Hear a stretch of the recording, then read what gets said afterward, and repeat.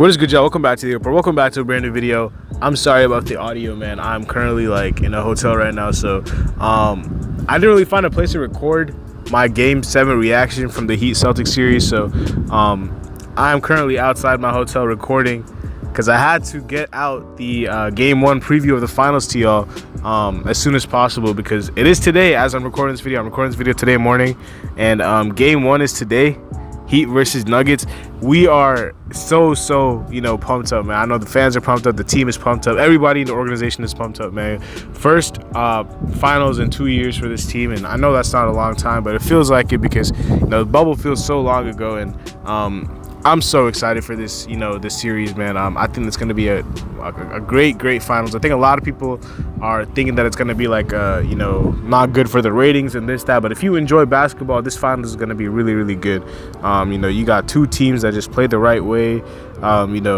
Obviously they have stars and stuff, but it's more team basketball than anything, and it's going to be a great series. Now, I did make a tweet about a couple of keys that I had for this series, so if you guys are interested, go check out my Twitter. That is in the description, but I will go over them in this video as well. There are a couple of keys that I want to talk about that I think could be very pivotal in the Miami Heat winning the series, and we're going to go through all that. So make sure y'all drop a like, man. Subscribe if you guys are new. I will be back home today, so the next couple videos, it's covering the series and stuff, are going to be very smooth and easy for me to record.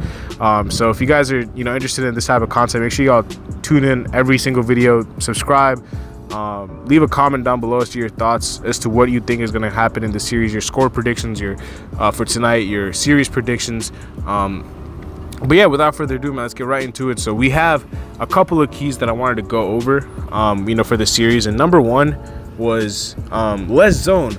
I think the Miami Heat, it's very imperative that we play as less and / little zone as possible.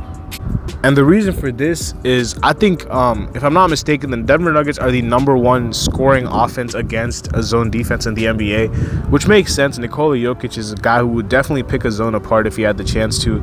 I'm not saying eliminate the zone completely, because it's good to be, random and throw different things at them and not make your defense predictable, but I would definitely cut down on the amount of zone possessions that we play against this team compared to teams like Boston who struggle against zone. Jokic is extremely adept, and even Mike Malone talked about it in his press conference, and the first thing he mentioned was our zone and how they're prepared for it, which means that they've done their research and homework about this zone. So I just don't think it's the best idea to play it in this series as much as we did in previous series, because I just don't think that it will have as much success. It will be a lot of man defense, but as far as defensive matchups are concerned, obviously it's going to be Vincent, Strus, Butler, Martin, and Bam is going to be the starting lineup, or they could go with Love instead of Bam. I'm not going to be shocked if it's either one. I think Love is going to play an important part in the series because the Denver Nuggets are a bigger team. They have MPJ at 6'10", they have Aaron Gordon at 6'8", Jokic at 7 feet. But the only problem is I don't know if Love's going to be able to move his feet on defense. So again, I'm not really sure who they're going to start at the 4. I guess we're just going to have to see tonight. But depending on whoever it is, I do expect Gabe Vincent to be on Jamal Murray, picking him up full court, pressing him. But if not Gabe Vincent, they might have Jimmy on Jamal Murray and have Gabe Vincent on Michael Porter Jr., like how they did against the Knicks. But the problem is with that is that Michael Porter Jr. is a lot bigger than RJ Barrett, so I don't know if Gabe Vincent would be able to have a chance against him. So that's why I think they're going to go with Gabe on Jamal Murray, pressing him full court. Jamal Murray is going to have to be pressed full court, man. He's going to have to make him work because, he cannot get going. If Jokic has 40, let Jokic beat you, with having 40, which is the second key of the game. Make Jokic a facilitator. Make Jokic a scorer, not a facilitator. Because if Jokic is a scorer, yeah, he might have 40. I trust Bam to, do as well as you possibly can on him. But Jokic is going to get his. He's probably one of the best players of all time. He's, in my opinion, the best player in the NBA today. So he's going to get his. You can't stop him from getting 30, 20, whatever. But you can stop him from getting 10 assists or 15 assists because if you just make him a scorer and don't really help off of anybody and make sure that the shooters are not being, played off of, or, this is not one of the series where you have to play a zone and get the ball out of the best player's hands, because Jokic is extremely adept at picking your defense apart if you do that. That's what he wants. He's naturally a passer.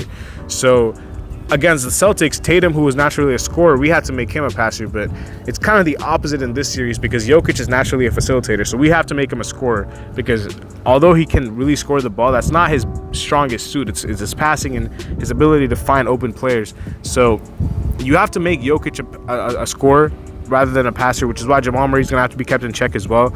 If you do that and the shooters are, glued to by our defenders, I expect Strus to guard KCP head up, and I expect both of them to just chase each other off of screens and stuff. And then as far as Jimmy, Caleb/Love, and Bam, I expect Jimmy to be on Michael Porter Jr., and then I expect Caleb or Kevin Love to be on Aaron Gordon because Aaron Gordon is not really a scoring threat. He is one of the best cutters, though, in the NBA, so we're going to have to, make sure that we